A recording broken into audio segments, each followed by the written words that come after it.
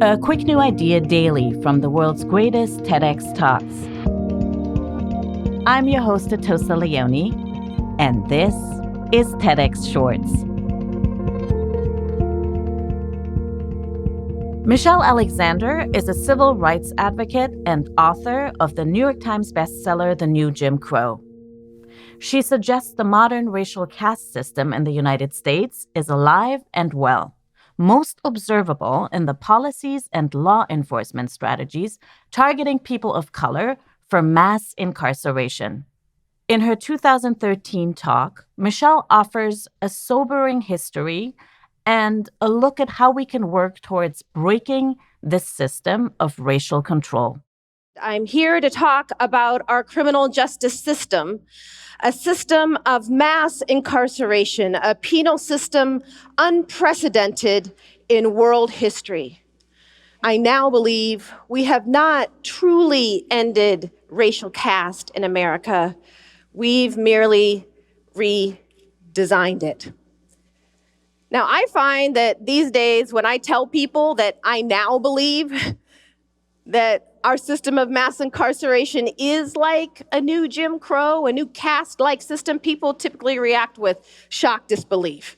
They say, how can you say that? How can you say that? Our criminal justice system isn't a system of racial control, it's a system of crime control. And if Black folks would stop running around committing so many crimes, they wouldn't have to worry about being locked up and then stripped of their basic civil and human rights. But therein lies the greatest myth about mass incarceration, namely that it's been driven simply by crime and crime rates. It's not true. It's just not true. We have the highest rate of incarceration in the world, dwarfing the rates of even highly repressive regimes like Russia or China or Iran. But during this 30-year period of time when our prison population exploded, most criminologists and sociologists today will acknowledge that crime rates and incarceration rates in the United States have moved independently of one another. So what explains the sudden, unprecedented explosion in incarceration, if not simply crime and crime rates? The war on drugs and the Get Tough movement, the wave of punitiveness that washed over the United States on the heels of the civil rights movement. Drug convictions accounted for about 2/3 of the increase in the federal prison population between 1985 and 2000. Now, most Americans violate drug laws in their lifetime. Most do. You don't have to raise your hand. Most do. But the enemy in this war has been racially defined. Even though studies have now consistently shown for decades that, contrary to popular belief, people of color are no more likely to use or sell illegal drugs than whites, this drug war has been waged almost exclusively on Black and brown communities. And federal drug forfeiture laws allow state and local law enforcement agencies to keep for their own use up to 80% of the cash, cars, homes seized from suspected drug offenders. You don't have to be convicted, just suspected of a drug offense.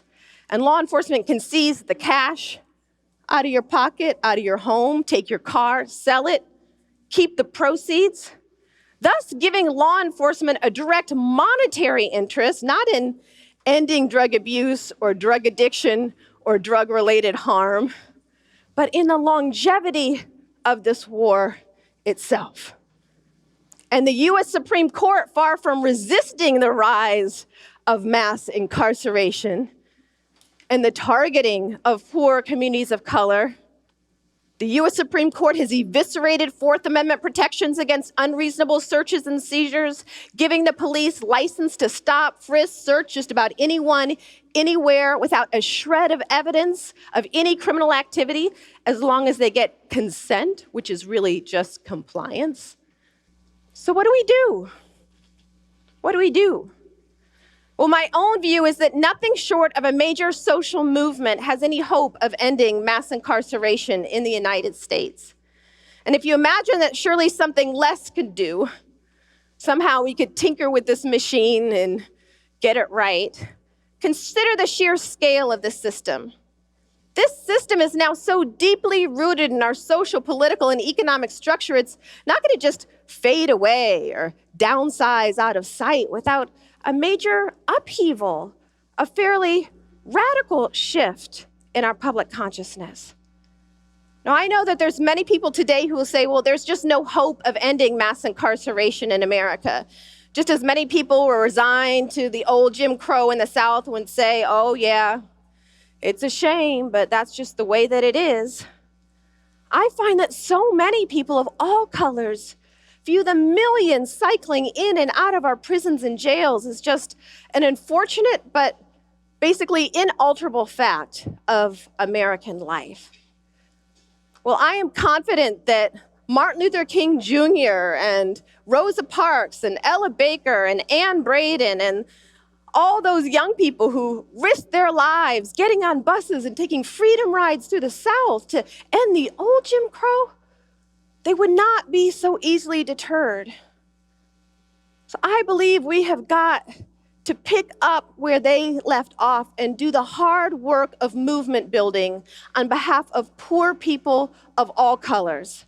I hope we will commit ourselves to building a human rights movement to end mass incarceration, a movement for education, not incarceration, a movement for jobs, not jails, and a movement to end all those forms of legal discrimination against people released from prison. But before this movement can truly get underway, a great awakening is required. We've got to awaken from this colorblind slumber we've been in to the realities of race in America. It's our task, I firmly believe, to end not just mass incarceration, not just the war on drugs, but to end this history and cycle of creating caste-like systems in America.